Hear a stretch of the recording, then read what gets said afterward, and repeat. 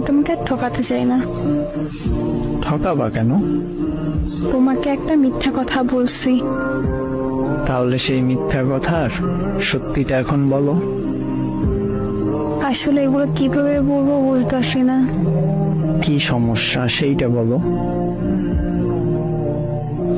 আমি আমাদের কলেজের একটা ছেলেকে অনেক পছন্দ করি। আর মিথ্যা কথা বলছি এইটা, এই ফোনটা আমার কাছেই থাকে সব সময়। আমি ওই ছেলের সাথে সব সময় কথা বলি। নিজের অজান্তে ওরা অনেকটা ভালোবেসে বলছি। গতকাল আমি ওরে বলছি সব ঘটনা। ও আমার সাথে সম্পর্ক করার জন্য রাজি হয়েছে। তাই বুকে অনেক হাউস নিয়ে তোমাকে আমি এসব বলতে আসছি। তোমার কথা শুনে হারিয়ে গেছিলাম। এতটা ভালোবাসো আমাকে, ক্ষমা করে দিও আমাকে।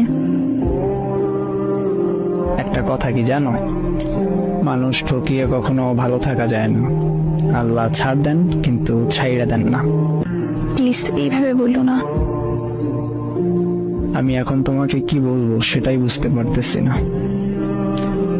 এমনও মানুষ হয়। আচ্ছা, আমার কমতি ছিল কোথায়? জানি না। তোমার অনেক চাহিদা ছিল যেগুলো আমি পূরণ করতে পারতাম না, সেটাই তো। এমন ভাবে বললো না প্লিজ। সত্যি কথা মুখে আটকায় না। যাই হোক, ভালো থেকো যদি পারো আর কি। তাইলে থাইকো ভালো। অভিশাপ দিও না। না, দিব না অভিশাপ। আচ্ছা, কিছু বলার আছে আর? কেন, ঘুম আসছে নাকি? তোমার মেসেজগুলো দেখতে এখন অসহ্য লাগতেছে।